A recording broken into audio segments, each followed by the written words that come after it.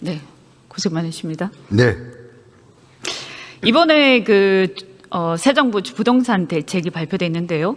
보니까 주로 서울 수도권의 주택 가격 안정에 초점이 맞춰져 있는 것 같습니다. 크게 보면 공급 대책과 수요 억제책에 초점이 맞춰져 있는데, 공급 대책을 가지고 주로 얘기하자면 크게 두 개. 주택 공급 걱정하지 말라, 이런 얘기를 국민에게 하고 싶은 게 아닌가. 첫째는 인허가가 아니라 착공 기준을 하겠다. 공급 확실히 한다. 둘째, 민간에 떠넘기지 않고 LH를 통해서 확실히 책임지고 하겠다. 이 두 가지인 것 같습니다. 맞죠? 네. 네. 장관님, 저는 매우 높게 평가합니다. 왜냐하면 그동안에 인허가를 가지고 해왔습니다. 사실은 인허가 해놓고 실제로 공급하지 않는 경우가 대부분이었습니다. 우리 기억하죠? 270만 호, 300만 호. 근데 사실은 공급되지 않았습니다. 대부분. 왜 그러냐? 인허가 해놓고 안 했기 때문입니다. 네. 그래서 이번에 착공, 저는 이것은 큰 변화다라고 생각하는데요. 국민들이 이제 이 차이를 아직은 모르는 네. 분들이 많은데, 다만 이게 저는 한 가지 지적하고 싶은 게, 그러면 그동안 인허가 기준으로 해왔던 이 국토교통부의 공직자들, 이거 사실은 눈 가리고 아웅한 거 아닙니까? 여기에 대해서 저는 책임을 좀 물을 필요가 있다, 이렇게 생각하는데 어떻게 생각하십니까?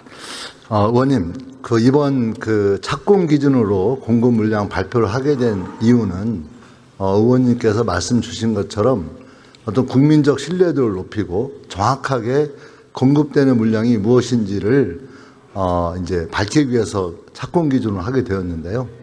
다만 기존에 발표된 어떤 물량 발표는 인허가 기준 또 착공 기준 여타의 기준으로 약간 섞여 있긴 했습니다. 그러는 과정에서 아무래도 민간에서 공급하게 된 물량들은 실제 주택 어떤 준비 과정에서 여러 가지 자재값이라든가 또 경기 등에 의해서 영향을 많이 받고 있기 때문에 실제 인허가하고도 제대로 추진되지 못하는 그런 후과들이 있었던 건 사실이지만, 그 자체로 국민들에게 혼선과 혼란을 주는 데에는 일조했지만 그 자체로 거짓말을 하거나 또 잘못된 그런 정책을 발표한 건 아니기 때문에 오히려 징계라는 그런 절차보다는 오히려 이번 발표처럼 좀 국민들 사이에서 아파트 공급이 좀 미흡한 게 아니냐라는 오해를 살 수 있지만, 그래도 착공 기준으로 명확하게 국민들에게 발표하는 식으로 정책 전환을 하는 게 더 바람직하다고 생각을 하고 있습니다. 장관님께서 감싸주시는데. 네. 네. 제가 더 이상 얘기하진 않겠지만, 그러나 분명히 책임감을 느껴야 한다라고 생각합니다. 예. 그것은 국민을 호도한 것이었다, 이렇게 생각하고요. 이제 근데 너무 수도권에 135만 호, 연간 27만 호, 좀 너무 과한 목표 아닌가 하는 생각도 드는데, 왜냐하면 매년 일산 신도시 4개씩 착공하겠다 하는 얘기고요. 서울에 있는 아파트 다 합하면 한 180만 호 정도 네. 되는데, 이것의 한 3분의 2 정도 되는 호수거든요. 과연 하실 수 있습니까? 저는 저희가 이번에 신규 아파트 공급 준비하면서 굉장히 힘이 되었던 것은 지난 문재인 정부에서 준비해왔던 3기 신도시가 미리미리 준비해온 그 결과로 사실상 3기 신도시가 곧 착공을 앞에 두고 있었다고 하는 좀 장점이 있었다고 생각합니다. 또 하나는 3기 신도시 준비 과정에서 실제 1기 신도시나 2기 신도시에 비해서 3기 신도시에는 여러 가지 주택을 좀 더 늘릴 수 있는, 추가 공급할 수 있는 여력이 있었다는 게 상당히 중요한 특징이었고요. 또 하나는 과거 정부에서 국민들과 약속한 채로 제대로 이행되지 못한 것들이 노후청사라든가 또 서울의 유휴부지라든가 이런 부지들이 국민들에게 공급하겠다고 약속을 해놓고서는 실제 진행되지 못하는 경우가 많이 있었고요. 또 그러면서 국민적 신뢰도가 떨어져 있습니다. 그런 조건에서 과연 이 아파트가 제대로 공급될 수 있겠느냐라고 하는 의구점이 있는데요.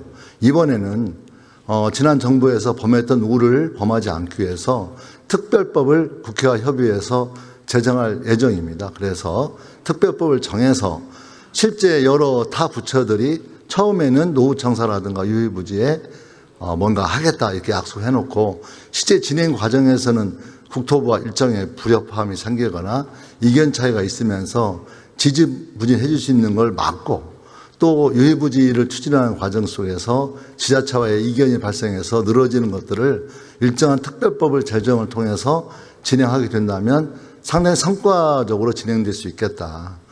또 하나는 민간에서 진행되는 재건축, 재개발과 같은 그 인허가 과정에서 사실 상당히 많이 복잡하고 또 절차가 늘어지는 것들이 굉장히 많이 있기 때문에 이런 절차들을 좀 더 간소화시켜 나가고 특히 공공에서 도심에서 복합개발을 진행한다면 인허가 과정에서의 단축도 할 수 있고 또 용적률이라든가 이런 것들을 일정하게 상승시킨다면 저는 국민적 참여도 또 여러 가지 진행률을 높일 수 있기 때문에 현재 저희가 계획하고 있는 물량은 가능하다고 생각하고 있고요.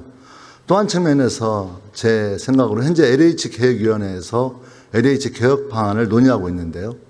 과거 LH가 가진 여러 가지 문제점 때문에 LH를 축소하거나 구조조정하는 방향으로만 LH를 어떤 구조조정하는 그런 어떤 패턴을 해왔는데 저는 LH를 일정하게 강화시켜서 공공성을 대폭 강화하는 방향으로 이 일들을 집행해 간다면 실제 의원님께서 걱정하시는 이 물량이 제대로 공급할 수 있겠느냐라고 하는 거에 대해서는 해소될 수 있다고 생각하고요. 이번 주택 공급에서 핵심적인 내용은 물량과 속도의 문제로 저희는 보고 있습니다. 그래서 135만 호의 그런 물량을 아까와 같은 여러 특별법이라든가 또 여러 가지 조정을 통해서 속도를 내겠다는 게 현 정부의 방침입니다. 네, 말씀 이제 하셨지만 비슷한 얘기인데요. 그 사실은 우리가 공급이 부족하다라고 할 때 사실은 절대적인 숫자가 부족하다라기보다는 사람들이 선호하는 주택이 부족하다 그런 얘기거든요. 이 보시면요, 사실 이렇게 쭉 보시면 주택 보급률을 보시면 사실은 서울이 절대적으로 부족하고 그다음 수도권입니다. 네. 그래서 결국 우리가 이때까지 주택 공급 대책을 막 발표하면서 어떤 식으로 많이 하냐면 경기도 외곽 혹은 이렇게 아주 외곽에다가 자꾸 막 때려지는 식으로 그래서 막 수용을 하고 그렇게 하는데 그 인프라도 없는 데다가 마구 짓습니다. 그러면 어떻게 되느냐? 결국에는 그 외곽은 점점 집값이 떨어지거나 미분양이 되고요. 그 서울이나 중심지 혹은 일기 신도시를 중심으로 한 경기도의 도심지는 그대로 수요를 충족하지 못하는 상황이 오게 되는 거죠. 그래서 계속 부족하고 계속 집값은 오르게 되는 겁니다. 이 문제에 대해서 아까 그래서 정비 사업을 제대로 촉진하고 거기에 만약에 특혜가 있으면 그래서 공공하고 사실 나눌 수 있는 지혜를 발휘하는 게 필요하다라고 저는 생각합니다. 네. 그래서 그 아까 정비 사업 기간 단축 말씀하셨는데 저는 굉장히 그것이 핵심적인 것이다라고 생각하고요. 여기에 대해서 많은 사람들이 기대하고 있다. 예. 예. 뭐 구체적인 게 나온 게 있습니까? 뭐 구체적이라기보다는요. 실제 인허가 과정에서 뭐 구역 설정이라든가 정비 계획을 한다든가 이런 게 사실 되게 단계적으로 되어 있습니다. 그러다 보니까 일정 기간 시간을 채우고 또 일정 기간 채우고 이런 과정에서 시간이 소요되는 측면에서 그것들을 압축적으로 진행할 어떤 시스템을 정비하겠다는 거고요. 또 하나는 실제 그 정비 사업을 진행하는 과정 속에서 어떤 주민들과 또 지자체 이런 이견들이 발생하면서 이견들이 조정 안 되면서 지지부진해지는 그런 요소들이 있습니다. 그래서 인허가 지원 센터와 같은 기구를 만들어서 그때그때 제대로 개입해서 또 관여해서 조정이 될 수 있도록 한다면 실제적으로 진행이 될 수 있겠다. 또 그걸 민간에게만 맡겨놓지 않고 공공이 그걸 주도적으로 하겠다는 게 이번 공급 대책의 핵심이고요. 다만 공공에서 아파트를 지어서 분양할 경우에는 많은 국민들께서 LH 아파트가 질이 좀 떨어지는 게 아니냐라고 하는 그런 의구심이 있으면서 실제 주택을 사고자 하는 수요자들 속에서 외면될 수 있는 점도 고려해서 실제 이번에는 아파트를 공급하고 주택을 공급한다도 있지만 핵심적인 것은 양질의 아파트를 공급하겠다는 겁니다. 그래서 LH에서도 이제 과거처럼 값싼 어떤 공공임대 중심이 아니라 실제 어떤 일군의 어떤 좋은 어떤 건설회사가 실제 도구 받아서 또 거기에서 양질의 LH 아파트를 짓는 패턴으로 사실상의 공공 분양 정책을 확실히 전환하겠다라는 것도 포함되어 있습니다. 그 부분은 굉장히 저는 바람직하다. 네. 그래서 시행을 이번에 LH가 하는데요. 네.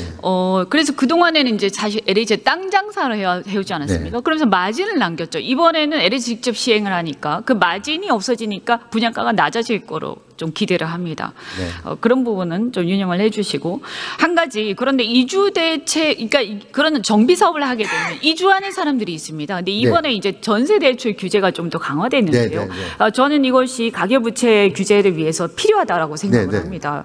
갭 투자가 너무 많이 늘어나고 네. 있어서요. 근데 문제는 뭐냐면 이 이주자들 같은 경우에는 사실 불가피한 측면이 있어요. 사각지대가 있습니다. 맞습니다. 이걸 좀 고려를 하셔야 될 것 같습니다. 네.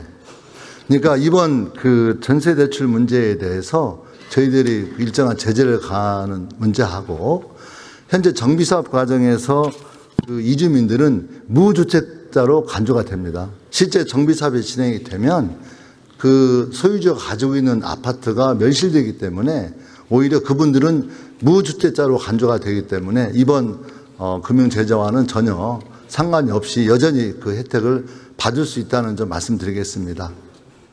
네, 기대가 크고요. 하나만 더 말씀드리면, 근데 LH 자금이 좀 걱정이 되는데 네. 돈이 있냐 하는 건데요. LH 부채가 지금 150조가 넘거든요. 네. 그럼 이거 잘못하다가 채권 발행하다가 그 채권 시장 교란 우려가 있는데 이거 네. 어떻게 하실 겁니까? 네.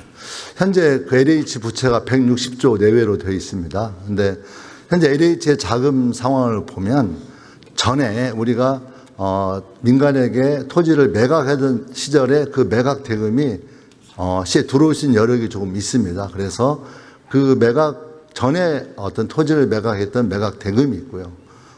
또 하나는 이 도급 과정에서 아파트를 민간이 짓고 나서 실제 짓는 데에는 도급 아파트가 그 비용을 대서 짓고 이후에 이제 LH는 어떤 보증금이라든가 이런 것으로 수입을 하게 되는 그 과정에서 시간적 여유가 좀 있습니다. 또 하나는 그랬을 때 실제 우리가 집중적으로 일시에 많은 돈이 들어간다면 LH 자금 문제가 되겠지만 그런 회전 텀이 있기 때문에 소수의 채권을 발행하고서도 현재 LH가 그 자금량을 감당할 수 있겠다는 게 현재 저희 판단이고요.